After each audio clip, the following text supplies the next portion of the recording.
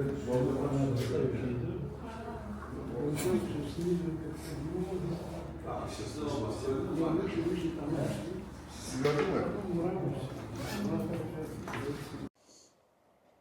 morning, everyone. It's Christmas, so Merry Christmas, whomever is celebrating. My name is Levent. Welcome to Amazing Antalya. Today I'm in Pamukkale. As you know from my channel, I'm a tour guide traveling Turkey. We're still going on with our explanations about how to plan your Turkey trip. So our next step is in Pamukkale. If you have followed my entire video series, then I gave you advice about all of Turkey. Then we did Istanbul, Cappadocia, Antalya, and now we are in Pamukkale actually. Pamukkale is an area where you could decide to either stay here for one day. There are a lot of hotels like 10 kilometers, 5-6 miles from here. 5-star hotels with thermal pools, so you could enjoy the thermal pools there. Or you could decide to stay in Antalya and rather do a daily trip from here, from Antalya to Pamukkale and then back. Today I'm on a hot air balloon trip, so we started our trip at 4 o'clock in the morning. Connected everyone 4:30. We started our journey. Like 2.5 hours later, we were here. Unfortunately, the balloons could not fly today. The government decides like 5 minutes before sunrise if they would allow hot air balloons flying or not. So it's their decision at the end. No one else has any say about this. So today we could not fly. We came up to Pamukkale directly. We'll have like 2.5 hours free time here. I explained everything, and now I have some time to do a video. So why would you choose to stay here, or why would you choose to do a daily trip? I would say on your journey, if there is no plan to go to visit the Aegean coast. The Aegean coast, what would you do there? You could visit Ephesus, which is the largest excavation site in Turkey. You could visit Didyma, Milet, Priene, my favorite antique cities over there. If you don't have this one on your itinerary, I would do I would stay in Antalya and do a daily trip from Antalya to Pamukkale and back. If you couldn't do the hot air balloon in Cappadocia, you could decide to do a hot air balloon in Pamukkale. Of course, it's a completely different feeling. You know, flying through these valleys in Cappadocia is different than flying over these white terraces here. By the way, there's not enough water for all of these. I have footage from last week, so I will put them into my video. But if you like to visit the Aegean coast, so that's one mistake I see a lot of people doing, is they start their journey from Antalya, visit Pamukkale, then they go back the same night, they take an airplane to Izmir, then they drive to Kuşadası to stay over for the next day, to be prepared to be in the area of Ephesus. Instead doing this one, then I would rather stay here for one night. Why? Because you would drive 3 hours, 2.5, 3 hours, you would drive from Antalya to Pamukkale. And meaning you would need to drive 3.5 hours back. But instead of driving 3.5 hours back, you would only drive 2 hours from here to Kuşadası. So just calculate. You drive back 3.5 hours with the traffic. You get your luggage, go to the airport 2 hours in advance, then fly to Izmir, get out of the airplane, drive another 1.5 hours to Kuşadası. Hey, Kuşadası is just 2 hours away from here. Take a local bus if you like to, or arrange a transfer from here and go directly to Kuşadası. Stay in your hotel and everything will be more relaxed. Actually, you could, even if you start your day early, you could do it in one day. You don't need a night over in Pamukkale. Pamukkale, in summer, I would say you could spend around 3 hours here. Right now, we have the 25th of December, so Christmas. And during Christmas, because it's a little bit colder, we have like 10 degrees Celsius right now. Uh, People tend to stay a little bit shorter. So it's more like, a touch and go.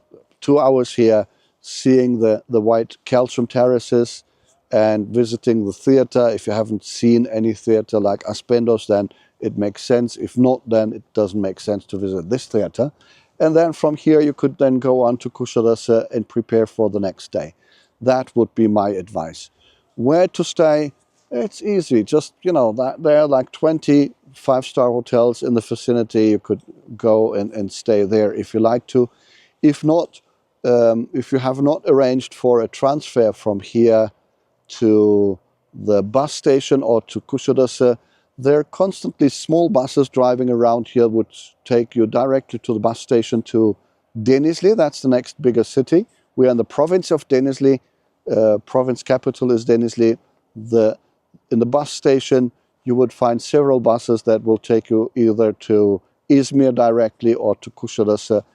In summer, that even is covered more often than every hour. So that's what I would do. Please do me the favor, do not do this mistake. I have so many people canceling their flights, canceling their hotel stays, just because they hear, hey, Kuşadası is just 2 hours from here. I'm not sure where they get this idea from, but if you need my advice, don't do it. It's not necessary to drive back to Antalya, fly to Izmir, just take a bus from here or arrange a private transfer. That's it. So I'll also put some footage of my earlier days, because in in Pamukkale, you have to look out where the water flows. Last week, the water was flowing just here behind me. It's the decision of UNESCO. So I was here, as you know, I'm guiding since 37 years. I was here my first tour 1985. Back then, water was flowing everywhere. And I remember sitting in like infinity pools up to my neck, and the water would flow over me onto these terraces. That has completely shifted, completely gone by now. UNESCO put this into a World Heritage Site. And since then, the water is controlled. So they decide to let the water on one area for 1 week. So if you're a landscape photographer, you have to look where the water is flowing today. Last week it was here. Now it's just one the other slope, so to say. And I'm doing Pamukkale excursions like once or twice every week, so I have footage from all the other excursions. I'll put them into this video as well, so you know what to expect and what to see.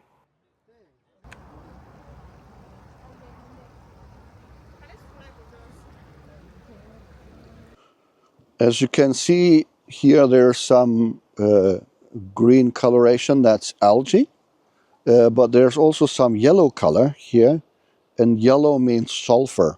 If we would have too much sulfur, then we could call this Yellowstone Park, couldn't we?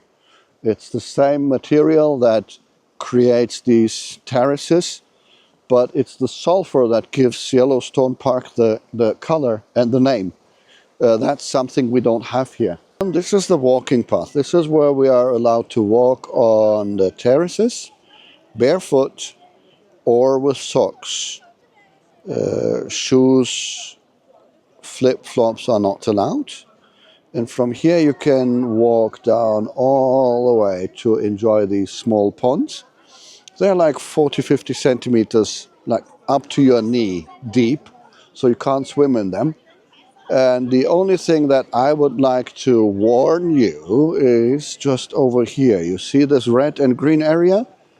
That's an algae. That's really slippery. That's why there are so many signs over there, but nobody cares and everyone falls Some break their arms and have to be picked up with an ambulance, so better be careful.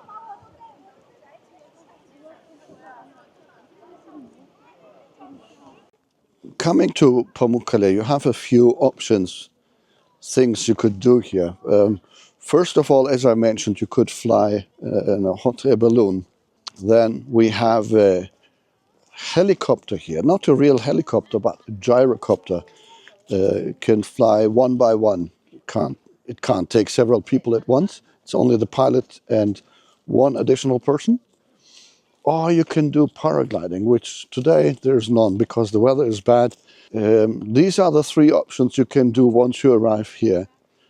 And either you can contact them on YouTube, no, sorry, on the internet you'll find paragliding companies, the helicopter company, or the hot air balloon companies. Then, after this amusing part, what else? Well, you can visit the old ruins here. These are the ruins of Hierapolis. Once it was only a religious district that expanded into a military outpost. Then it became a spa city. Visited the terraces, did the hot air balloon or the paragliding or the helicopter. Then there's one thing left, and that's visiting the old Hierapolis area. Let me turn the camera around. So right there you can see a white statue. That's the entrance to hell. That's what the Greeks and the Romans called it. It used to be a religious district, and we will talk a lot about this religious district. That's really interesting. Then let me see. Up there is the grave of Apostle Philip, and behind this structure is the theater. And I have footage again of the theater and the entrance to hell from earlier sunnier days, which I will use to show you what this is about. There's a rooster of Denizli. That one is a funny one. If you have a neighbor you don't like, you buy him a rooster like this. I'll put a video of that rooster into my video so you see what that one is famous for. It's in the Guinness Book of World Records, actually.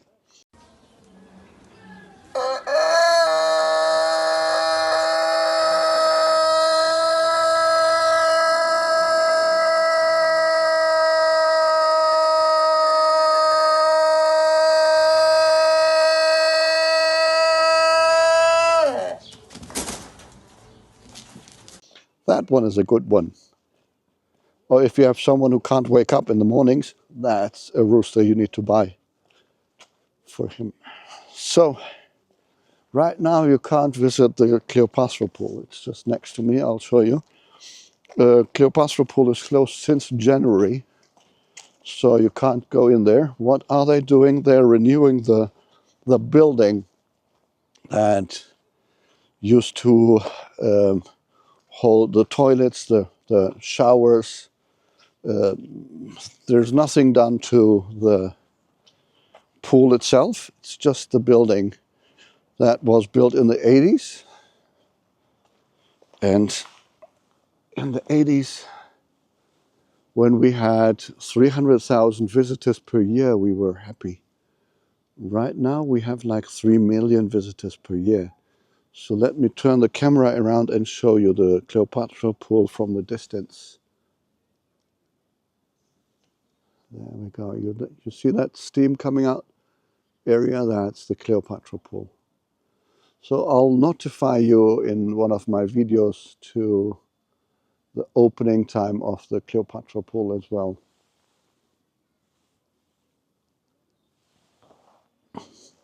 Was Cleopatra here ever? I don't think so. But until we got Russian groups coming in. We would call this the antique pool. But the Russian tour guides found a better way to market Pamukkale.